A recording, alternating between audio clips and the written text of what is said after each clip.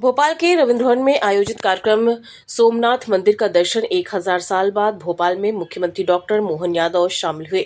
इस मौके पर मुख्यमंत्री ने कहा कि जब तक हमारे भीतर शिव का वास नहीं होता तब तक पंच तत्वों से बना शरीर भी शव के समान है। उन्होंने भारत और उसकी सनातन परंपरा पर हुए ऐतिहासिक आक्रमणों का उल्लेख करते हुए कहा कि जिन्होंने 1000 साल पहले हमारी आस्था को तोड़ने का प्रयास किया, आज उनका कोई नामो निशान नहीं है, जबकि हमारी संस्कृति और धरोहर आज और अधिक भव्य स्वरूप में खड़ी है। सीएम ने स्पष्ट किया कि सनातन धर्म ने कभी किसी को नुकसान पहुंचाने की सोच नहीं रखी, लेकिन कायरता के दौर में मंदिरों को नष्ट करने के प्रयास किए गए। उन्होंने कहा कि आज एक ओर श्री राम मुस्कुरा रहे हैं तो दूसरी ओर महादेव विराजमान हैं, जो हमें धैर्य, शक्ति और आत्मबल प्रदान करते हैं। रुद्र पूजा में सहभागिता का उल्लेख करते हुए मुख्यमंत्री ने प्रदेशवासियों के लिए महादेव की कृपा सदैव बनी रहने की कामना की। आज के बहुत ही गरिमापूर्ण और भगवान शिव, भगवान ममलेश्वर ज्योतिर्लिंग के इस राज्य के अंदर हमारे प्रथम ज्योतिर्लिंग सौराष्ट्र के सोमनाथ का परमात्मा की दया से ये एक अद्भुत कार्यक्रम है। एक बार हम अपने महादेव को याद करें। हर हर सोमनाथ महादेव की, महाकाल महाराज की। आज का दिन, यद्यपि ये बात सही है कि तिथियों की दृष्टि से सोमनाथ के भगवान के धाम पर जिस प्रकार की घटना और जो अतीत का एक हमारा काला धब्बा है, उस धब्बे पे बात करने के पहले मैं प्रणाम करता हूँ उस सनातन चिरंतन शिव के साक्षात स्वरूप के अंश को, जिसके माध्यम से हमारा शरीर रोमांचित हो जाता है, आनंद से भर जाता है। परमात्मा सबको शिव के माध्यम से चेतना प्रदान करता है। वाकई ये अद्भुत अवसर है। मैं पुनः प्रणाम करता हूँ, अभिनंदन करता हूँ, आप सब देवी देवताओं को भी प्रणाम करता हूँ। हमारे शरीर के अंदर हम अपना जो शरीर लेकर के भी परमात्मा की दया से मृत्यु लोक में आते हैं, इस आने वाले शरीर के साथ अंतर चेतना, अर्थात अगर अंदर शिव विराजमान नहीं हो तो ये शिव हमको अपने आप में सौ के रूप में ही महसूस करता है, जिसको भगवान गीता में अपने क्षेत्रज्ञ की परिभाषा से समझाते हैं। पंच महातत्वों से बना हुआ, पंच महाभूतों से बना हुआ शरीर ये निर्जीव है, और सशरीर अंदर से जो आत्मा का प्रकटीकरण होता है वो हमको शिवाय नमः, विष्णुवे नमः की उस मूल धारा की तरफ ले जाता है, जो हमारी सनातन संस्कृति की गहराई से हमको परिचय कराती है। और ऐसे काल में पता नहीं, ये एक काल का प्रवाह भी है, कठिन दौर भी है, और आज का आनंद का विषय भी है।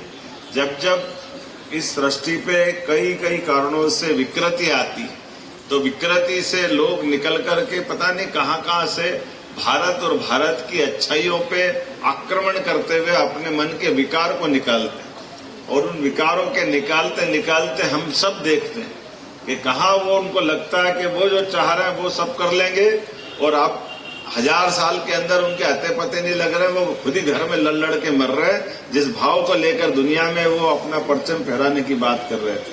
हमारी संस्कृति ने कभी किसी का बुरा नहीं किया, हमारी संस्कृति कभी किसी को इस भाव से देखती नहीं।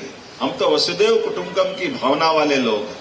मैं आज के इस अवसर पर मंच पर विराजमान माननीय मंत्री विश्वास कैलाश सारंग जी, माननीय मंत्री कृष्णा गौड़ जी, भगवान दास समनानी जी, माननीय अध्यक्ष भोपाल मेला उत्सव मनमोहन अग्रवाल जी, हमारे वरिष्ठ माननीय माखन सिंह जी भाई साहब वरिष्ठ प्रचारक हैं, और इस अवसर पर राहुल कोठारी जी और सभी मंचस्थ अतिथि, और आप सबको प्रणाम करता हूं। ये हमारे परम पूज्य गुरुवर रविशंकर जी को धन्यवाद देता हूं, जिनके मन में वो भाव आया और उस आधार पर उनने पूरे देश के अंदर ये एक चिरंतन सत्य की उस यात्रा की तरफ, कि जब हमारा खराब समय था और गजनबी का वो आक्रमण नहीं था, कायरता का प्रमाण था। तो आज जब हम सोमेश्वर महादेव के सानिध्य में रुद्र पूजा का आनंद लेने आए हैं,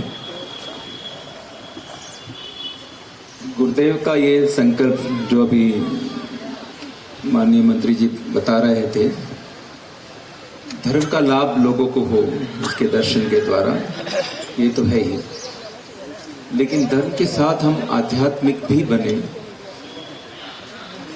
वो भी इस यात्रा का उद्देश्य है। क्योंकि शंकर या शिव आप चाहे कितनी ही बार शिवालय में उनकी पूजा कर ले, पर वो तृप्ति नहीं होती। क्यों? क्योंकि ये शंकराचार्य की भी भूमि है, उनके गुरुदेव उनको यहाँ मिले थे और जिन्होंने अद्वैत का ज्ञान दिया, और जो 4 पीठ हमारे बने जिससे आज भी भारत अखंड है।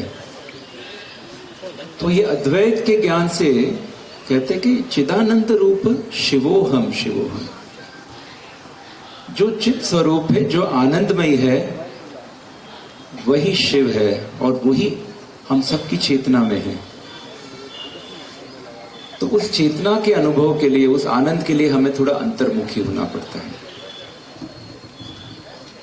आप चाहे बाहर कितना ही उसका दर्शन करें, पर जब तक उस अनुभूति में आप नहीं आते तो नहीं जीवन में आनंद मिलता है। और शंकर यानी क्या? जो शुभ है, मंगल करते हैं, शिव है, जो शांत है, तो ये सभी बातें हमारे जीवन में तब आती है जब हम उस चेतना के साथ एकरूप होना शुरू हो जाते हैं।